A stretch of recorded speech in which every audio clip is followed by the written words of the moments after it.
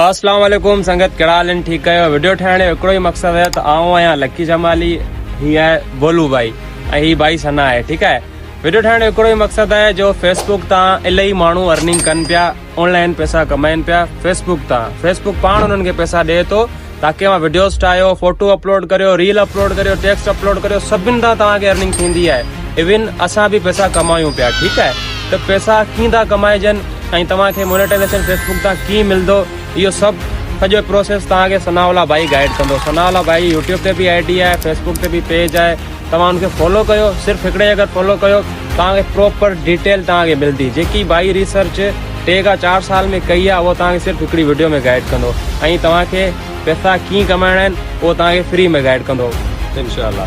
संगत जीअं त फेसबुक जी आईडी ते रिस्ट्रिक्शन वग़ैरह लॻनि था, कुझु पाबंदियूं आहिनि, कुझु क्राइटेरिया आहिनि फेसबुक जा। इन करे फेसबुक ते असां अहिड़े क़िस्म जो को मवाद या का अहिड़ी इन डिटेल आहे उहा असां अपलोड नथा करे सघूं।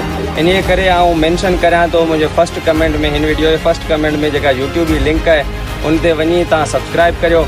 इंशाल्लाह 10 खां 15 मिंट जी वीडियो में हर शइ तव्हांखे आउं वाज़े करे ॿुधाईंदुसि तव्हां कीअं अप्लाई करे सघो था कॉन्टेंट मोनिटाइज़ेशन जे लाइ, ऐं उन जा क्राइटेरिया छा आहिनि ऐं मतिलबु जेको बि कुझु आहे A to Z सभु कुझु तव्हांखे ॿुधाए छॾींदुसि। उहो बि फ्री में बिल्कुलु फ्री में। ॿिए वटि तव्हां वेंदा उहो तव्हांखे कोर्सिस जा पैसा वठंदा की हेतिरे जो कोर्स आहे होतिरे जो कोर्स आहे। कोर्स बसि कुझु ई कोन्हे, फ्री में। सिर्फ़ु फॉलो कयो, लाइक कयो ऐं हिन वीडियो खे शेयर कयो। हिन वीडियो खे जेतिरो शेयर कंदा ओतिरो नवनि माण्हुनि ताईं इहो पहुचंदो। हम भाड़ियो बाबा, अचो।